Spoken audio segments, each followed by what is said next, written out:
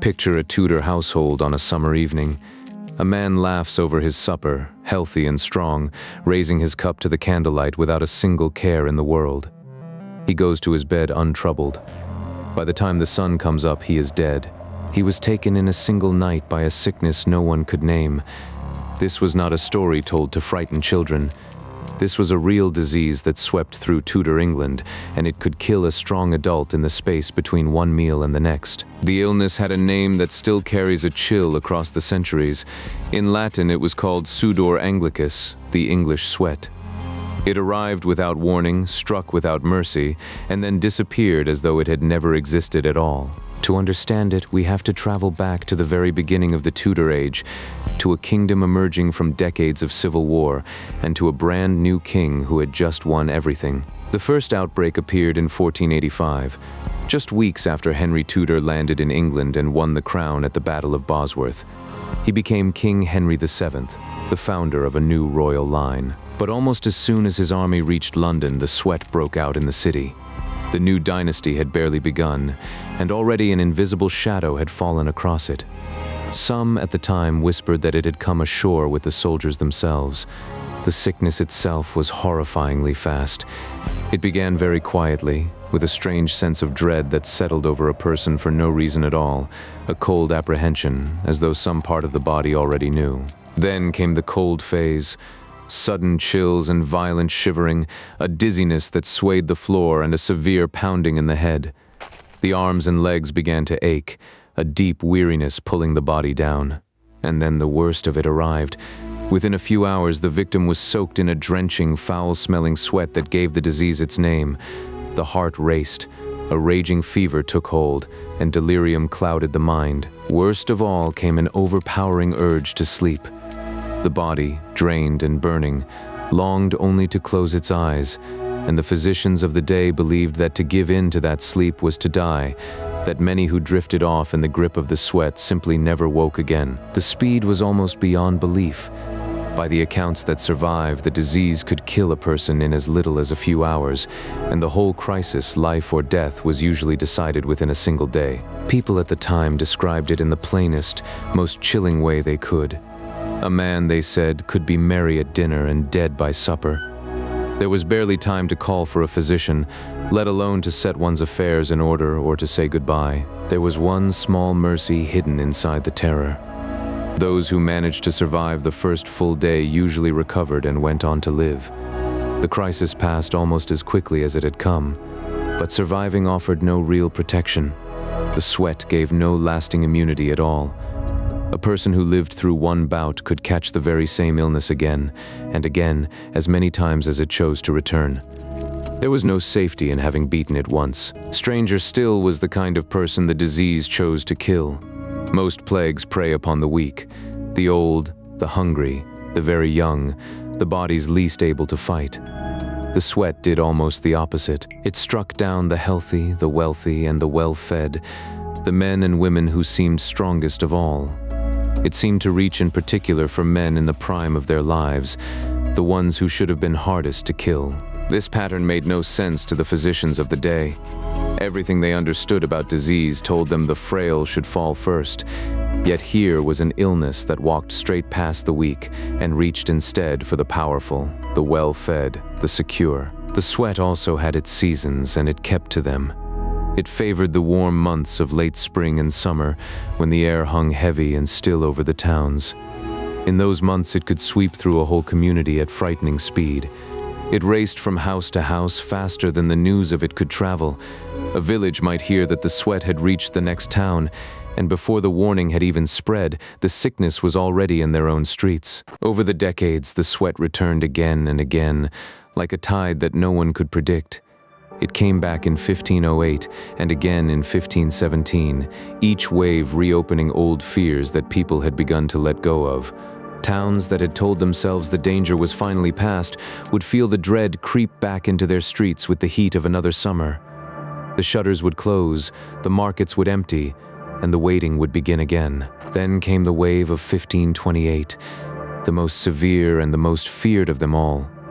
The sweat tore through England with such fury that even the most powerful man in the kingdom did not feel safe inside his own palace. King Henry VIII, frightened for his own life, broke up his royal court and fled the capital. He did not stay in any one place.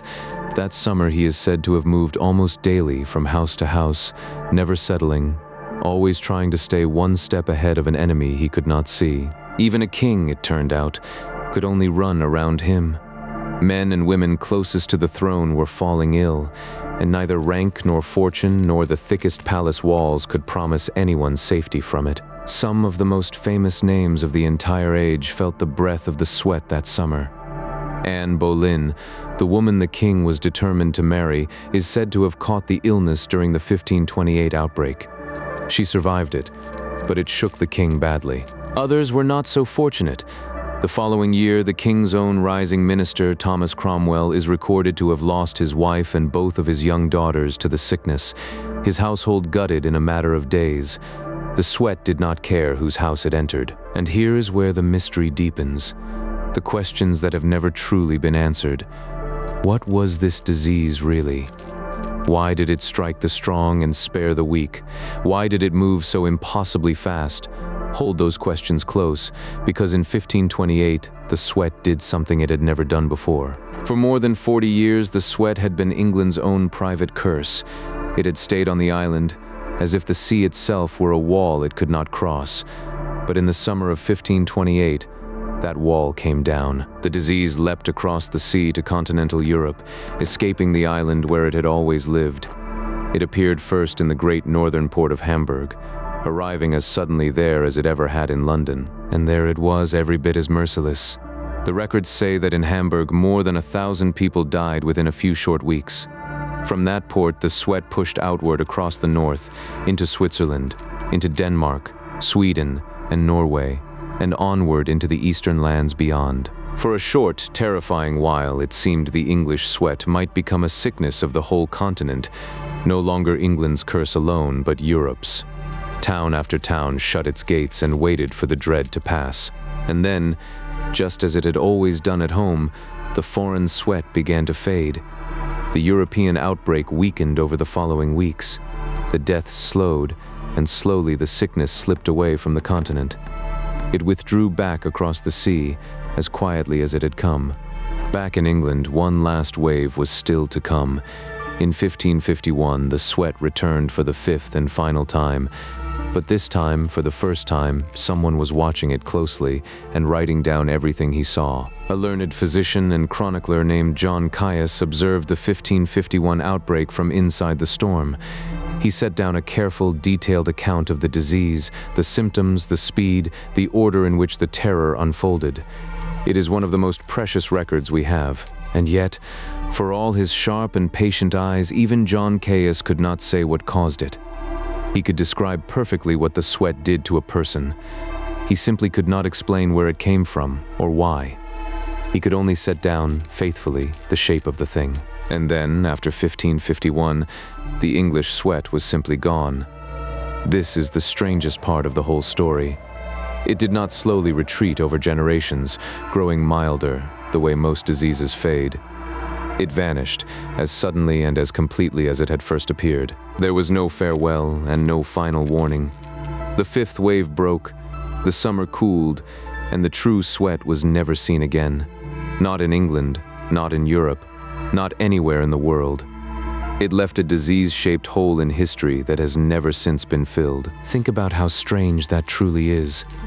A disease appeared from nowhere, killed across 5 separate waves over almost 70 years, crossed the sea, terrified a king, and then erased itself from the earth entirely. Most great sicknesses leave descendants behind, milder cousins that linger on in our blood for centuries. The English sweat left nothing behind but stories, a handful of frightened accounts and rows of graves. So now we reach the heart of the mystery, the question that still draws researchers in to this day. If the sweat was so deadly and so distinctive, surely we ought to be able to name it. Yet centuries later, the honest truth is that no one knows for certain what the English sweat actually was. Modern researchers have offered several competing theories over the years, and they argue about them still.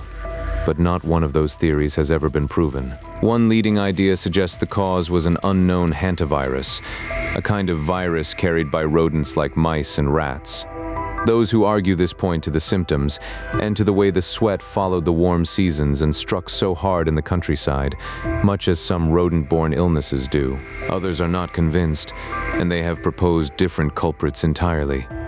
Some have suggested a relapsing fever, an illness spread by lice and ticks that can return in waves within a single patient, which might explain how the sweat seemed to come and go. Still others have wondered about a virus from another family altogether. And beyond all of these, a few have wondered whether it was something we may not even have a clear name for yet. A pathogen that arose, did its terrible work, and then died out completely before science was ever born. The list of suspects remains stubbornly open. Here lies the deepest frustration of all. To finally settle the question, scientists would need to study the disease itself to find its genetic fingerprint. But no tissue and no genetic material from the sweat has survived to be tested. The victims are long gone, and the illness left nothing behind to examine. Because of this, the English sweat may keep its secret forever. Without a sample to study, every theory remains exactly that, a careful guess built from old descriptions and faded patterns. The most honest answer that medicine can give, even now, is simply this: we do not know. So we are left with a haunting picture from 500 years ago. A sickness that chose the strong, killed within a single day, came and went 5 times, crossed an entire sea, and then disappeared from the earth without leaving so much as a single clue behind. It is a quiet reminder that history is not a solved thing. There are riddles still folded inside it that all our instruments and all our knowledge cannot open. The sweat is one of them, waiting patiently in the record, just beyond the reach of every answer we have. Perhaps one day a buried sample will be found, and the truth will finally come to light. Or perhaps the English sweat will stay exactly as it is, a ghost in the long record of medicine, a disease without a name we can ever be quite sure of.